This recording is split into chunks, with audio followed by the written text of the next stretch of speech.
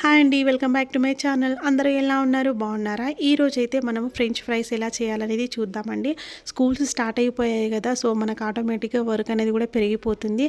పిల్లలకి morning breakfast నుంచి మొదలు పెడితే నైట్ డిన్నర్ వరకు కూడా ఒక పూట తిన్నది మళ్ళీ నెక్స్ట్ డేకి రిపీట్ అవ్వద్దు. ఇలా డిఫరెంట్ వెరైటీస్లో చేసి పెట్టాలి అని అంటే కొంచెం కష్టమే కదా. అందులోనూ బయట ఫుడ్ తినొద్దు అని మనం ఎప్పుడైతే వాళ్ళకి ఖచ్చితంగా చెప్తామో వాళ్ళ ఇంట్లో ఇది కావాలి అది కావాలని అడుగుతూ ఉంటారు.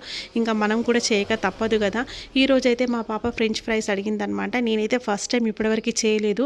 చాలా కష్టపడి ఈ వీడియోస్ అన్నీ చూసి ఫైనల్గానైతే ట్రై చేస్తున్నాను. మరి ఎలా వచ్చింది, సక్సెస్ అయిందా లేదమ్మా ఈ ప్రయత్నం అనేది మీరే లాస్ట్ వరకు చూసి చెప్పాలి. ముందుగా అయితే ట్రై కోసం కాబట్టి 2 ఆలుగడ్డలు తీసుకున్నాను. వాటిని పొట్టు తీసి స్లైసెస్ లాగా కట్ చేసుకున్నాను. ఫ్రెంచ్ ఫ్రైస్కి కావాల్సినటువంటి షేప్ ఏదైతే ఉంటుందో వాటన్నింటిని కూడా కట్ చేసి పెట్టుకొని వాటర్లో ఒకసారి వాష్ చేసుకున్నాను. సెకండ్ టైం మళ్ళీ వాటర్ తీసుకుని దాంట్లో కొంచెం సాల్ట్ వేసి మళ్ళీ కడిగి పెట్టేశాను అనమాట. తర్వాత ఏం చేశానంటే ఒక బౌల్లోకి వాటర్ తీసుకొని నీళ్లు మరిగిన తర్వాత అందులో ఈ పీసెస్ని వేసుకోవాలి. ఇప్పుడు ఇంకా వీటన్నిటిని కూడా ఒక 40% కుక్ అయ్యే వరకు చూసుకోవాలి. దీని తర్వాత బయటకి తీసి కంప్లీట్గా ఆరనివ్వాలన్నమాట. ఇలా చేయడం వల్ల ఏంటి అని అంటే నెక్స్ట్ మనం ఫ్రై చేస్తున్నప్పుడు క్రిస్పీగా రావడానికి ఛాన్సెస్ ఉంటాయి. సో తర్వాత మళ్ళీ మనం ప్యాన్ తీసుకొని కొంచెం ఆయిల్ వేసుకొని ఈ ఆరినటువంటి పీసెస్ ఏవైతే ఉన్నాయో వాటిని ఒకసారి ఫ్రై చేయాలి. ఫస్ట్ ఒకసారి ఫ్రై చేయాలన్నమాట.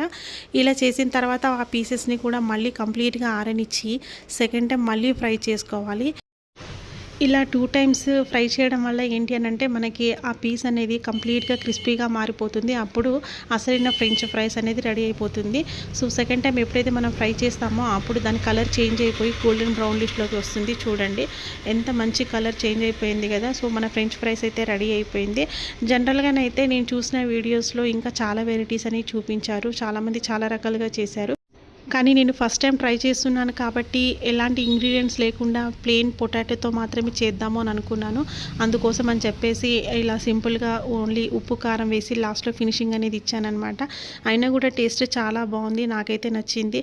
మరి మీరు కూడా ట్రై చేసి చూడండి. ప్రతిసారి అన్నీ కావాలని లేదు, కొన్నిసార్లు ఇంట్లో మనకు కావాల్సిన ఐటమ్స్ ఉండొచ్చు ఉండకపోవచ్చు కదా. సో ఇలా కూడా మనం చేసుకోవచ్చు అని నాకు అనిపించింది. పిల్లలు అడిగినప్పుడు మన దగ్గర అందుబాటులో ఏవైతే ఉంటాయో వాటిని ఇలా సింపుల్గా ట్రై చేయొచ్చు. మీకు నచ్చితే మీరు ట్రై చేయండి.